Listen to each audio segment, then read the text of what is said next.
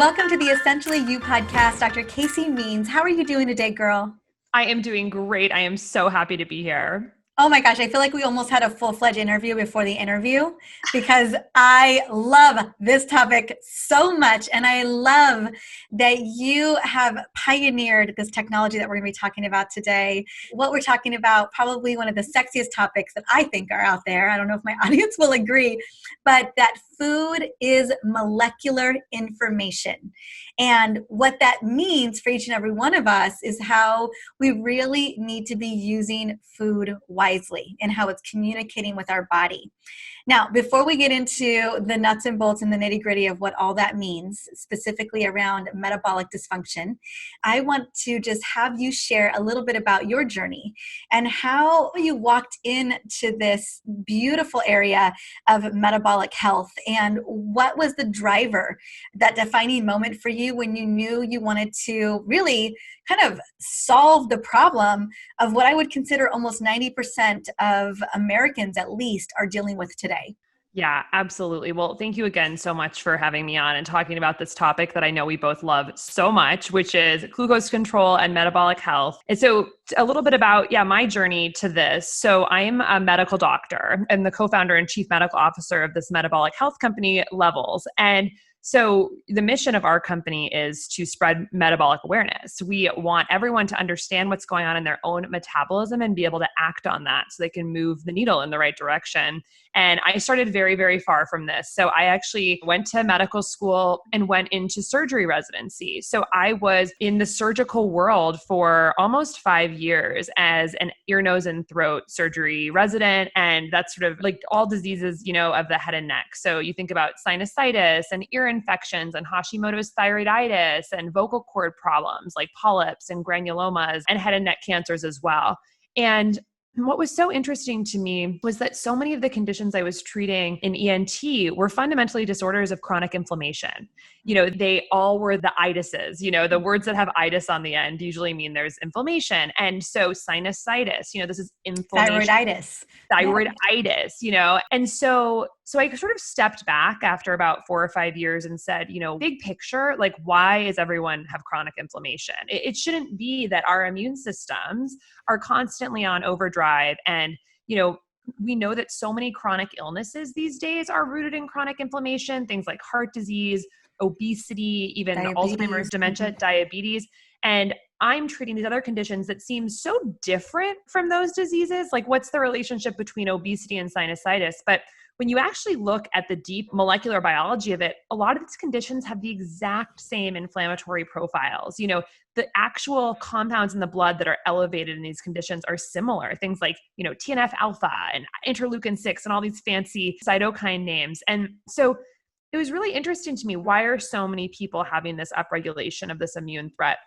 And that got me on this, what was ultimately absolutely fulfilling and amazing journey towards really a much more holistic practice. Because when you think about it, a lot of chronic inflammation is really rooted in our choices that we make every day. It's diet, it's lifestyle, it's what we're exposing ourselves to in our food, how much sugar we're eating, whether we're getting enough sleep, how we're responding to acute stress, whether we're moving or whether we're sedentary, the toxins we're exposed to in our food, water, and air. These are all things that are translated in our body as molecular information into either a threat or a sign of, homeostasis. And so how that ultimately led to metabolic health was that so many people in our country have metabolic dysfunction. And there was that study out of UNC a year or two ago that showed that 88% of people in America, like you said, almost 90% of people have metabolic dysfunction. They have at least one sign of metabolic dysfunction, whether it's perturbations in cholesterol or waist to hip ratio or glucose. And this is almost entirely preventable. This is all based on these choices. And that metabolic dysfunction is a key driver of chronic inflammation, as you've talked about a lot on your podcast. And, I think this is not talked about enough. And I think that it is low-hanging fruit for what we can do to move health scale in the right direction. And I also think there's really no, steroid or antibiotic or surgery that can really mop up the mess when there's some of this fundamental core physiology that's perturbed. And so I became just obsessed with how are we going to scale the behavior changes that need to happen to create conditions in the body that allow for metabolic health, for stable glucose, for less inflammation. And behavior change is a hard nut to crack. Like, it's a lot easier in a lot of ways to prescribe a pill. And in some cases, to try to do the mop up, which is what we're doing. We're doing the mop up. We're, instead of turning off the faucet, we're mopping up the floor. And we have a lot of dirty towels. Oh my God. So many dirty towels, so many dirty mops, lots of buckets. And it's like, all we have to do is turn off that faucet. And that faucet is what we do every day. So that's what I'm really interested in as a physician, is how do we merge what we know about medicine with tools that can engender behavior change and do it in a really big way for lots and lots of people. And that's really my focus at this point, is supporting digital health products that scale behavior change for healthy physiology. I want to take a moment and I just want to celebrate you. From going to, surgical ear, nose, and throat to kind of putting together the pieces, because so often people go to their doctors, let's say specifically for ear, nose, and throat, and there's no connecting the dots. And we just go down that rabbit hole, and then we never go down this rabbit hole. And so to be a physician, to be a surgical physician, and to just look at the bigger landscape and know that deep knowing that there's a bigger root cause here. And it's not just impacting ear, nose, and throat, but some of the biggest comorbidities that we are dealing with today more than ever. I was thinking about this the other day. I have 10 friends under the age of 45 who've been diagnosed with cancer. I have an uncle who's 55 who just had a triple bypass, and he found out right before his triple bypass that he had insulin dependent diabetes, and how that was missed. Just blows my mind. We think about, we look at all the people in our lives who, like you said, you think about 90% of the population, people, like they're within your immediate family. You've lost family to these conditions. And then as you're looking down your path, you wonder, I had my mom run her hemoglobin A1C back in June, and it was at 5.6. And that is almost pre-diabetic. And honestly, in my opinion, it is. And so, one of the things I was telling my mama, which I told her I was going to be interviewing you. I was so excited. I was like, oh, I got to be interviewing her because I wanted to really get into this. But I told my mom, non-negotiable, she's got to have a continuous glucose monitor. And I was really excited to learn about this technology today too, because I was hoping that maybe this was the system that we were going to get her. And so really excited for it. So it hits home in so many ways. But I do really want to celebrate you and just say thank you for connecting the dots and deciding that there's a bigger mission out there for you and that will serve the greater population. Well, thank you. That is so kind, and right back at you, for leading this as well in your work. And I think but honestly, the people I have to thank / blame are the amazing people who have put out this information in such a great way. And because there were basically authors that I was reading all throughout my training who planted some of these seeds. And it was a lot of the functional and longevity medicine doctors. So, I was reading Mark Hyman, Ultramind Solution, and the Blood Sugar Solution. I was reading Joel Furman and Sarah Gottfried, The Hormone Cure, Terry Walls, David Sinclair, Longevity, Jason Fung, The Obesity Code and the Diabetes Code. It's just, there are so many amazing thinkers out there who are thinking differently. And I would have these my earbuds in, listening to these books that paint a really unique root cause picture of healthcare, and really are thinking, so much about how we like to think of diseases as isolated silos in our system, that they're all different, that your acne, depression, obesity, and cancer are all totally different things, when in fact there's so much core root cause, stuff connecting these, and how can we treat at that level? And that's what I took from a lot of these books I was reading. And of course, there's now all these, there's podcasts and there's YouTube. And I just, I think it's amazing how people are promoting this different way of thinking. And I have to say, once it slips in and you start thinking that way, it's really hard to sort of undo it. So I'm very grateful. And I think but certainly have to pass the compliment on to the people who are inspiring so many out there, especially, young physicians. So yeah. Agreed, agreed, agreed. Yeah, those are some dear colleagues and friends of mine as well. And so, yes, this is definitely not news to me. I'm excited though that the way that you're embarking on this. So let's get into the basics, because I know, one thing I know that my audience knows about, they understand inflammation, and they understand their metabolism in the sense that maybe it ain't working for them anymore. Like, what is going on with my metabolism? So let's talk a little bit about what metabolism is and why it plays one of the most central roles in our body and our body's function. Yes, absolutely. So metabolism is so critical because this is the way that we make energy from our food and our environment. This is how our body takes substrates that we take in and converts them into a type of energy that we can use.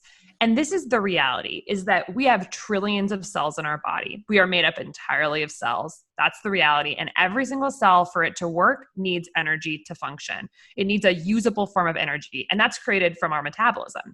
And so you can imagine when that process starts breaking down and your cells are not getting the energy they need to do basic function, we start seeing symptoms emerge, and then we start seeing disease emerge. And so you can imagine, like, if that process isn't going well, it's going to affect everything. And that is really why the face of metabolic dysfunction is so broad. It's not just diabetes. It's not obesity. It can affect every single organ system in the body wherever that metabolic dysfunction is sort of most showing up. So maybe it's showing up mostly in the ovaries. Well, that looks like polycystic ovarian syndrome. Maybe it's showing up mostly in the brain. Well, that's Alzheimer's, dementia, chronic fatigue, chronic pain, depression, anxiety, all diseases associated with blood sugar dysregulation. Maybe it's showing up in the liver as non-alcoholic fatty liver disease. Maybe it's the kidney as chronic kidney disease. Maybe it's the eyes as retinopathy. There's no part of the body that does not have a metabolic associated disease, because when those pathways are perturbed, the cells can't get the energy, they break down, we have symptom and disease. And the interesting thing is that we live in this world of an abundance of energetic substrates. We are not lacking for the building blocks that we can convert into energy. So the way it works in the body is, you take in glucose and fat, and our cells can take those in and then convert them into usable sources of energy like ATP. And the issue used to be, way back in the day, that there wasn't enough we didn't have enough food and resources. It was hard to find these things. Now we have sugar and fat literally everywhere. So we have metabolic dysfunction related to that abundance, because what happens, as you know, but just to kind of re-summarize it for listeners, is that when you're taking in lots of extra sugar or carbohydrates, and that's hitting your bloodstream, your body responds by releasing insulin from the pancreas. And that's a hormone that's going to tell your cells to take up that glucose out of the bloodstream and use it. And when there's too much of that glucose, you're going to store some of that extra glucose as fat. You're just going to shuttle it into your fat cells for later use one day. And so one, that's driving the fat storage. But the other thing is, when that glucose is going up all the time from all those snacks we're eating and eating multiple times per day, that's a lot of insulin spikes that have to happen. And when that insulin starts getting high, and that's happening frequently, our cells get a little confused, because they're like, there's so much insulin around, this is not normal. Why is there so much? And the cells become resistant to insulin. They become basically like block the signal to kind of protect themselves. So what happens is your body pumps out more insulin to try and force the glucose into the cells. And this creates this totally vicious cycle of insulin resistance. And the problem with having higher insulin is that insulin, aside from letting glucose come up into the cells, it also puts a block on fat burning. Because if we have the choice of using glucose or fat for energy, if the body has a signal that there's lots of glucose around, which is when there's high insulin, it thinks that, it's not going to tap into your fat. So it blocks fat burning. So especially for people who are dealing with issues of weight, like 74% of Americans are, who are overweight or obese, you can imagine really low-hanging fruit is to get on top of your insulin levels and your glucose levels. And when you get your insulin levels kind of more controlled, you can take that break off and allow that fat burning to sort of happen again. So it's really interesting, sort of the vicious cycle that develops. But the beauty is, while we can move sort of in the wrong direction on this pathway, we can also move in the right direction. It's not a one-way street. It's a spectrum that we can kind of move back and forth on. And when we do control our blood sugar, we control our insulin, and our body becomes insulin sensitive again. And that is moving towards metabolic fitness and metabolic function. And that's really what we want. We want our cells to process energy effectively. We want to keep insulin down. We want to be able to switch between fat burning and glucose burning based on what is available. And that's possible for everyone based on, how we live and the choices we make. So true. 100%. And I love the positive spin that we can absolutely go in the right direction. Like, our bodies are resilient. They can rebound. We know that to be true. And so let's talk a little bit about, I want to get into kind of optimal diet, but I want to talk about just monitoring glucose. I know that every single one of us is unique. I know that, certain things are going to spike someone else's insulin versus another person's insulin. And I feel like unless we really know what's going on, what we're eating, it's kind of a guessing game. Definitely we can just get rid of sugar. Clearly there are things that we can eat. We can take out the snacks so we're not constantly in a sugar burning mode. But talk to me about monitoring blood glucose, and what is kind of the gold standard for really understanding how our metabolism and blood sugar work? It's a great question. Yeah, because if we're talking about getting on top of glucose, the next logical question is, well, how in the world do we do that? Mm-hmm. Do we just eat a low carb diet? Do we eat a keto diet? Do we go carnivore? These are all diets that have been centered around keeping glucose really low. Mm-hmm. But the issue is, one, they're very restrictive. And two, like you mentioned, everyone has a different response to carbohydrates. So you and I could both take in the exact same carbohydrate-rich food, like a banana, and have completely different glucose responses in our blood, which is a little confusing. It's like, well, if we're in the same food, wouldn't the same amount of glucose go into the blood? But there's so many steps between a carb in the mouth and actual glucose in the blood. And one of the big things is the microbiome. So how your microbiome processes the carbohydrate that you eat has a big impact on how much the glucose and how fast it will raise in the bloodstream. Other things that make a difference are your baseline insulin sensitivity, how much sleep you got the night before, and many other factors. And this has actually been studied in really large populations. There was a really great paper out of Israel about 5 years ago called Personalized Nutrition by Prediction of Glycemic Responses. And it basically showed that if you monitor a big population of healthy individuals with no blood sugar problems that have been diagnosed, and you monitor their blood sugar after standardized meals, so they're all getting the exact same meal, people have vastly different responses in terms of their glucose elevation in the blood. So with the banana example, if I spike really high in my glucose and you don't, it's probably a better option for you than it is for me. I'm going to be having that insulin spike that's going to kind of be one more hit in terms of moving me down that insulin resistance spectrum. So the beauty of testing your glucose is that you can find out which foods actually have the biggest glycemic impact. And you might be surprised on what you find. So of course, there's these, blanketed low carb diets, but really to get into nuance of it and really have what I would call more of a liberated glycemic friendly diet, it's really all about testing. So there's a couple ways you can do that. Traditionally, you could just walk into a pharmacy and buy a finger stick glucose monitor called a glucometer. And that's where you prick your finger, you take a little bit of blood and you put it in a meter and it'll give you one time point of glucose. And that's helpful, but there's a few limitations to that. One is that you're only getting one data point at one point in time.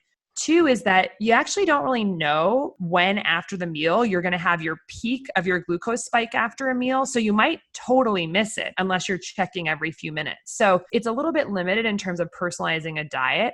What it can do is, you could check your finger glucose every morning and see sort of how your fasting glucose is doing. But the newer tool that is really, really interesting is a continuous glucose monitor. So this is a small wearable device. It's about the size of a quarter and it sticks on the back of your arm and has a tiny, painless, little teeny 4-millimeter probe that goes under the skin. That's like a piece of dental floss. And that's actually going to sample your glucose 24 hours a day, basically constantly, and send that information to your smartphone. It's going to do a reading automatically every 15 minutes in the background. But if you want to get extra readings, you can signal it to do that. So you can really get as many readings as you want per day. So this creates, as opposed to these single time point glucose measurements, you're getting like a full spectrum curve of what's happened to your glucose all throughout the day. So you can see how much your breakfast spiked your glucose or didn't, how much your snack, spiked your glucose or didn't, and start to understand how many of these spikes you're having and start to intuit, wow, that's a lot of spikes. My insulin was probably high throughout a lot of this day. Like, what is that doing to my overall metabolic health and insulin resistance? So, Well, and also activities. When you're about to go on stage and do public speaking, or you're getting on the Peloton versus lifting weights, you can see what kind of activities are also raising insulin levels. Because unfortunately, stress is tied to insulin too. And I just think it's really fascinating to be able to look and see how you're living impacts your insulin levels and your blood glucose levels. It's such an important point. Yeah. And, the things that, like you mentioned, there are many other things other than food that actually affect our glucose levels. Glucose is really this readout, but it has so many input variables. Of course, there's food, but on top of food, there's about 4 other things to think about. So one is food timing, like when you're having the food.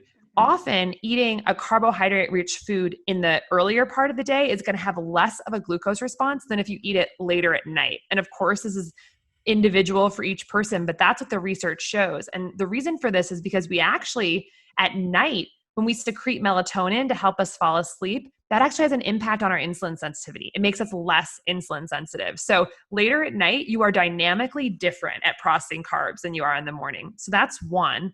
The second thing is exercise. Like you said, a lot of exercises can sort of help your muscles take up more glucose, and you can kind of see a glucose drop during exercise. But with high intensity exercises, like you mentioned, like the Peloton workout, this actually is going to send this little signal to your body of, oh my gosh, this is a high intensity workout. We need lots of energy to fuel our muscles. And that signal, which is mediated through the stress hormone cortisol, is actually going to cause you to dump some stored glucose from your body into the bloodstream. And you might actually see a glucose elevation in response to a high intensity workout, whereas you might see a glucose lowering with your more moderate or sort of less intense workouts like a walk or yoga or something like that. And I just want to caveat that glucose spike with high intensity workouts is not necessarily a bad thing for metabolic health like the food related spikes are, because that's a really adaptive response. Our body is providing glucose to our muscles for a high intensity workout. And the cool thing about muscle is that there's actually an insulin independent mechanism of getting glucose into the cells. So just by your muscles working and moving, that alone can cause you to take up glucose. You don't need that insulin hormone to bind to the cell as well to get the glucose up. So basically all forms of exercise in the long run are good for glucose control, even though you might see a little bit of an elevation when you do a high intensity workout. The third thing is stress. So like you said, going on stage, giving a big talk to your company or something like that, or even having a stressful conversation with a loved one, our body registers that as stress and it will release cortisol and other catecholamine hormones, which tell our body there's a threat, you're in trouble. Even though it's a psychological threat, it thinks it's some sort of intense physical threat.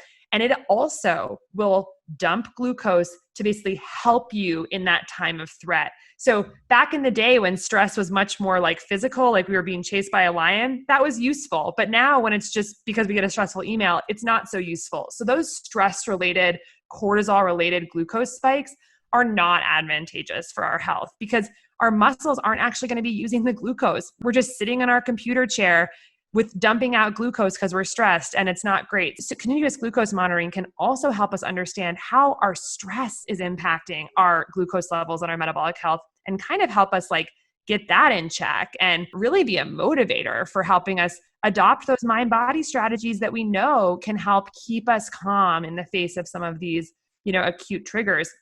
And the last one I'll mention is sleep. So sleep has a huge impact on glucose levels. When we don't sleep enough, our glucose rises. We'll see often bigger spikes after meals. You might eat the oatmeal on Monday and oatmeal on Tuesday. And if you didn't get good sleep Monday night, you might see a much bigger spike on Tuesday morning. And there's a lot of reasons for that. There's many hormones that are essentially screwed up by a lack of sleep, even just one night. Things like ghrelin and leptin are satiety hormones, growth hormone, cortisol, insulin, all of them are impacted by getting too little sleep. And there's been some really interesting research where they've taken just healthy young people, deprived them of sleep for a few nights. So in one study, they took healthy young men, had them have 4 hours of sleep for 6 nights in a row, and basically took them from healthy to pre-diabetic in that short of amount of time. And it was reversible, but clearly this is not something we want to be doing. No, so don't try this at home. Do not try this at home. Get your 7 to 8 hours of sleep, which seems 7 to 8 seems to be for most people the best for metabolic health. And actually more than 8 might be problematic. Like it's too much sleep. So it's really about that balance of like the right circadian rhythm. But sleep, exercise, stress, movement, food timing, and just sort of personalized food choices in general, those are some of the key pillars of what feeds into that glucose line. And ultimately, we want that glucose to be essentially fairly flat and fairly stable throughout the day. And you can turn all those levers to help make that happen.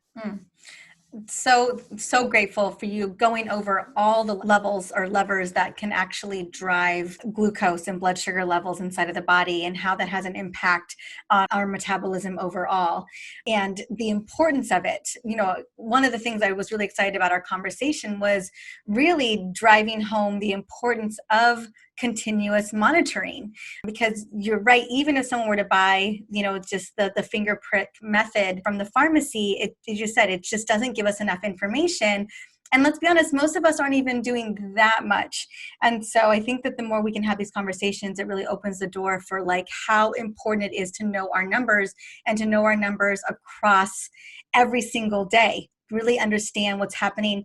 I think that the real thing that I'm most excited about with monitoring this on a continuous level is accountability more than anything. It's kind of general accountability. And I find it's very fascinating. I think, you know, every time I talk with somebody who has a continuous glucose monitor, just the learning of what foods spike them, what foods will spike and crash, and then like feel the crash on the back end as well. Like you can feel that physiologically, like it all begins to click into place. And I just don't think enough of us, one, doctors aren't necessarily on track to just start recommending them. And most of us, you know, we're just not looking at the importance of this overall. It's so true. Like, I think the accountability piece is so fascinating. You know, we all walk around with our, you know, our Fitbits and our Oura rings and our Whoops and these fabulous products that help motivate us to make, you know, behavior changes consistently. And there's been research that shows that if you wear a Fitbit, you will be more active. It actually has a measurable impact on making people more active. And we have just never had this for nutrition. There's no tool that we've had that closes the loop between, you know, every day, how are you doing on nutrition? And what are you, you know, we can go out and take a 2-mile walk and know exactly how many steps that's giving us. And we don't have that for a meal. We don't know that if we eat this meal, this is the impact it had on our body. And so that's what excites me so much about continuous glucose monitoring is that, you know, finally we can close the loop and create a one-to-one relationship between this food I ate and what it did to me. And when you start having that closed loop biofeedback, it really keeps you so accountable. You know, it's not fun. It's not as fun to eat something, even if you love it, that you are seeing it create immediate problems. Yeah. And with our traditional ways of tracking our impact of food, like weight or yearly glucose checks or yearly cholesterol checks, you know, these things are such lagging indicators that you can't tie it back to like one thing you did. So, you know, when you sit down to have the cupcake or whatever, it's like, well, I don't know if this was the thing that put me over the edge, but with a glucose monitor, you do. You're like, oh no, this was the cupcake. This is the thing. Like it actually, you know, the spinach is not the thing. This is it. So it's like, you know, it pulls out the rug from some of that reward pathway and it creates a new reward pathway of like, oh, it feels really good to have a streak of steady glucose. And then this is the part that's so exciting to me, which is that first you have that excitement of like, I'm achieving something here. I am replacing the joy of that cookie with like the joy of like succeeding here and seeing I'm doing something good for my health. But then when you start noticing how it relates to your subjective experience of the day, like you'd mentioned a friend who like has a post-meal energy crash. Like that's the perfect example. I think a lot of us like mid-afternoon, you might have had lunch and then it's 2 p.m. and you're like, I need a nap. I don't feel great. I feel tired. Or maybe you feel a little moody, or maybe whatever, you're tired and it's the post-meal slump. Well, now imagine you have this data that says, oh, like that panini I had put my glucose up to 180. And then I crashed down to 60 because what happens is when you have that big spike, all that glucose, you surge out all this insulin. Yeah. It helps you soak up all the glucose. Yes. You got to get it in the cells. And then you quickly overshoot. Yeah. You overshoot and you go too low. And that low is often when that, moodiness, anxiety, low energy, brain fog. Exactly. And so now all of a sudden you can connect the dots. I think it's easy for us to misattribute that sensation, that slump to well, maybe it's my coffee crash. Maybe I didn't sleep well. Maybe it was the food. Maybe it's just my personality. And now you're like, no, it was the panini, It was definitely the panini. It was definitely the cupcake. It's like, there's no hiding from that information. And it takes that mystery away. Finally, something with nutrition not being mysterious, and you can start attributing things properly. And then all of a sudden it's like, okay, well, if that was the thing that caused that terrible afternoon, then maybe I could take a walk after my panini next time. Maybe I could add some healthy fat and protein to all that carb, which might blunt the glucose spike. Maybe I'll swap the bread for some almond flour bread next time and see what happens. And then you create this whole loop between subjective experience, objective experience, and something you did. And that trifecta is the essence of behavior change. So I would love to talk a little bit about that, specifically ways to minimize glucose spikes after a meal. And I know that those were some of the suggestions. I mean, clearly the easiest thing is if that cupcake spikes you, you don't eat cupcakes. That's really what it comes down to. But let's talk about, an average lunch meal or a breakfast meal. One of my favorite, kind of a little quick story I want to share. I run people through a liver and gut detox, and it's an inflammation program. And one of the things that is my intention and goal in those 14 days is to reset insulin levels. So there's no sugar, no carbs in this program. And my husband and I always do it with our big group, our live group. And usually my husband, he gets in the straight and he goes on the straight and narrow and he drops a ton of weight, as men will do. But this go around, it wasn't happening. And I was like, he's like, I don't understand what's going on. I don't get it. And I was like, well, I'm watching you like wives do. And I was like, well, I don't know what you're doing, but this works we lock and load you. This should be working. And what was happening is we had this organic granola in the house, and we never have organic granola in the house. We don't have these things in the house. And my husband was having these late night snacks of this organic granola. And he was literally just spiking his blood sugar levels at nighttime. And you talked about how, what it looks like to have something like that in the morning versus what it looks like to have a late night snack. And it was completely disrupting his metabolism, right? And I didn't need a glucose monitor to know that. Know that. But it's amazing how one little thing can sabotage all the work that you were doing. And so I'm definitely not looking for a substitute or a way to minimize one eating granola at 11 o'clock at night. Just don't do that. But what are some things that we should be thinking about for our core meals to kind of keep our glucose levels in check? And let's say snacks are not in the equation. We want to just make sure that those solid 3 meals are not significantly raising our glucose levels. Yeah. That's such a great question. What are the practical tips? And I'd caveat this by saying that it's going to be different for everyone. Absolutely. The granola for another person maybe wouldn't have had such a big impact, but that's the beauty of monitoring, is knowing how it's interacting with your microbiome, your body type, your insulin, all that stuff. So that's a sort of caveat, but there are so many tactics that have been studied in the literature, and I'll be happy to run through some of them because there are really some practical things that you can at least experiment with, So the first one is food pairing. So what are you eating your carbohydrates with? So there have been studies that basically have had people eat a fat load or a protein load before eating a carb load. So in these studies, it's like having 3 ounces of almonds before 2 slices of white bread, or for fat. And then for protein, having eggs before having bread. And they show that if you do that before eating the exact same carb, you can lower the post-meal glucose spike. So typically that's, we talk about balanced meals, but I think that's really where it's coming from. You don't really want to be eating like a carb alone. And in my personal life, having now used a continuous glucose monitor for over a year, and these days barely ever getting glucose spikes, it's sort of dialed in now. I can't reach for fruit without reaching for protein and fat. It's wired now in my brain. So if I'm reaching for an apple or a pear, first of all, I'll often choose a less ripe version because they often have less sugar. And 2, I'll put some tahini or some almond butter or some chia seeds, or pair it with a cashew yogurt, unsweetened cashew yogurt, to basically get that sort of blunting effect. So fat and protein pairing. The second thing is meal sequencing.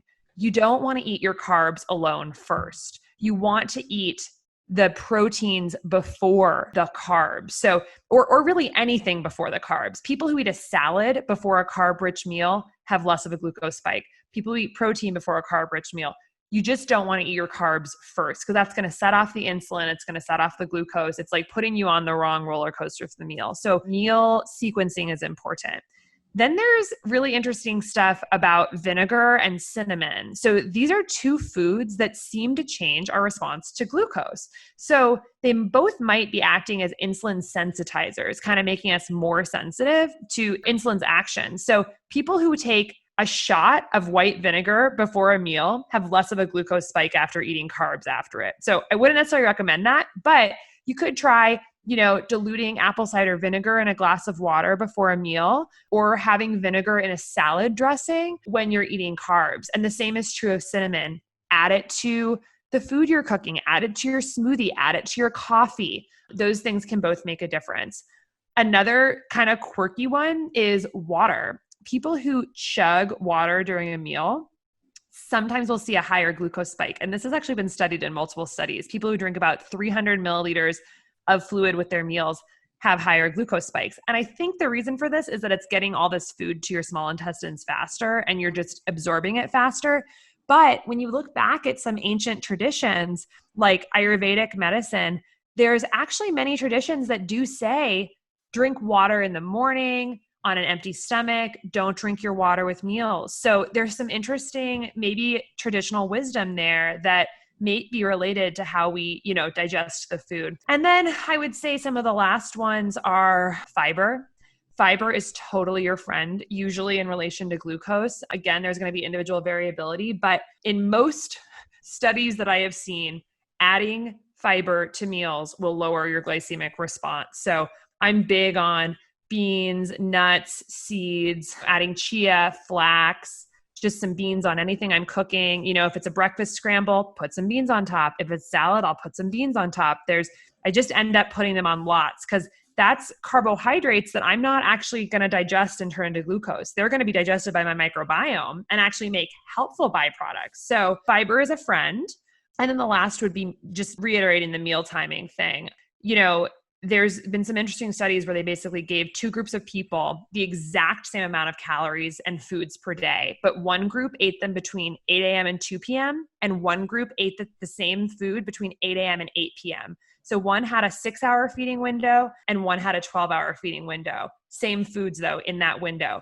The group with the shorter feeding window who stopped eating earlier had much lower 24-hour glucose levels, better metabolic parameters. So it seems like the more we can kind of, even if we're eating really big breakfast and lunch or late lunch, squeezing it into a smaller period seems to be better for our metabolic health. So you can kind of experiment with that. Like how it's not about deprivation, it's about timing. And you can imagine if you're eating in a shorter window, even if it's a lot of food, you're probably getting your insulin up during that time, but you're not spacing that insulin being up for that full 12 hours and making it so that, you're not fat oxidizing at all during that 12 hours. So you're giving your body more time to just have that lower insulin, time to kind of reboot metabolically. So, and then of course, walking after meals. I mean, that's, if there's one easy thing to do, it's walk for 20 minutes after every single meal. It's been shown time and again in studies to lower glucose responses. And it's simple. So if you can, do it. Thank you. Those are all such great tips and what I consider to be really free tips, very easy tips to implement to help minimize those glucose spikes. And I love them because, one of the things that we talked about at the very beginning of this interview was it's hard to change healthy behaviors. It's hard to make those changes. That's why I love the idea of monitoring, because I feel like it's going to really drive behavior. But I wanted to talk about how Levels, the technology that you have, can really help to solve making these transitions in healthy lifestyle. Yeah. So what we've done at Levels is create a software overlay to this data stream that lets people actually interpret it. Everything we've been talking about today on the podcast, that might be hard to parse out on your own. So we've created software that helps people get to the root of all these things and figure out what's working for them, what's not working for them, and be able to actually make those behavior changes. People are pulling in the data from their continuous glucose monitor into the app, as well as other metrics like their Apple Health and their Google Fit data. And so starting to correlate, when I eat this, these are the things that seem to be driving my glucose up. And we help parse that out for people to make it really, really actionable. And I think a lot of people aren't familiar with the glucose numbers, 132, 87, what is right? Where do we want to shoot for? So we just take all that mystery out and, there's an optimal zone to be in. We grade all of your meals and activities with just a simple 1 to 10 score of how much of a metabolic impact it had, taking into account a lot of these complex background metrics, but what the person sees is just, their score. Was this meal an A? Was it a B? Was it a B minus? And how can we improve it? So that's what we've built. And moving forward, we'll be adding in lots of other elements to really help with the behavior change process, like the social element to it. Having people who can support you within your community and cheer you on and give you tips, bringing in lots of challenges that people can try to sort of experiment with what works for them and what doesn't. And then really great population metrics. So how are you stacking up against other people, in your age group? For all the people who ate, a Think bar, what is the spectrum of responses to that particular food? And sort of, so you can kind of get an idea of what others in the population have experienced and learn from that as well. So all of those things I think are important for the sustainable behavior change model of really keeping people on track. I love that so much. How does this all fit together? So I know that Levels integrates with a continuous glucose monitor. Is that correct? Yeah, it does. So right now, these continuous glucose monitors are prescription only in the US. So you have to get them through your doctor. Womp womp. In many other countries in the world, they're over the counter. Yes, they're over the counter. What is wrong with us? In the US, it still requires that physician prescription. And the reason is because these have traditionally been tools, wonderful tools for the type 1 and type 2 diabetic community to manage their condition. But I think as practitioners and people all learn more about how metabolic health is something we should all be caring about. This is not, you shouldn't start caring about glucose when you have a diagnosis of diabetes. That's too late. It's certainly not too late because you can still make great improvements even at that point in time. But we should all be thinking about it probably 20, 30 years earlier, knowing exactly where we stand on the metabolic health spectrum and be able to actually take action to stay in that range. Why walk into the doctor's office and get a surprise when you could be tracking? We have the tools to track these things now and move in the right direction. So we are expanding that access by having set up a telemedicine network that, when you sign up for the Levels program, which is a 1-month continuous glucose monitoring program, you're paired with a physician in your state, you're evaluated for a prescription. If that prescription is granted, we ship you the sensors straight to your house from our partner pharmacy. You get access to this app and you start your journey to really understanding your metabolic health throughout the course of the month and getting the glucose data stream 24 hours a day. I love that so much. So we're going to have the link, I know, in the show notes, because I have a feeling I know this has been coming up. I know people have been asking for continuous glucose monitors and doctors not really maybe having a reason to say yes to the prescription or approve the prescription. So I love that you guys have set up to make it a lot easier for not only for us to get the monitor, but then also an easy platform to actually track and understand what's going on with our health and with our metabolism. So where can we plug in to, I know it's levelshealth.com, anywhere else that you would love us to plug into, Dr. Casey Means? Yeah. So certainly check out levelshealth.com. You can sign up for the wait list there. We are in a beta program right now. And so there is a wait list, but sign up and you'll, get access to our newsletter. But where I would really go is levelshealth.com/blog. We are writing voraciously about metabolic health and why it relates to everyone, not just people having a diagnosed metabolic condition, why it relates to us, even if we're young and pretty healthy. This is something we should be thinking about, and we can always I think we can always up-level our lives by getting our metabolic health really in check. And so we write about that and topics relevant to weight and lots on women's health, performance and athletic endurance, recovery, and then of course, preventing future disease down the road. So check that out. You can also follow at Levels on Instagram and Twitter. And then I am personally at Dr. Casey's Kitchen on Instagram and Twitter, and that's at Dr. Casey's Kitchen. And I'm vegan, 100% plant-based. And so I write a lot about metabolic health from a plant-based perspective on my platforms. And certainly the company is diet agnostic. There's no one right diet for everyone. If there's anything I've learned from glucose monitoring, it's that. But for anyone interested in the plant-based perspective, I write a little bit of that on my platform. So that's how you can find us. Thank you so much. Thank you so much for giving us so many major takeaways today, really painting the picture of what's going on without making it overly complicated. And thank you for offering this. I'm excited once it comes out of beta. Oh, thank you so much for having me. It's really wonderful to chat with you about this. Mm-hmm.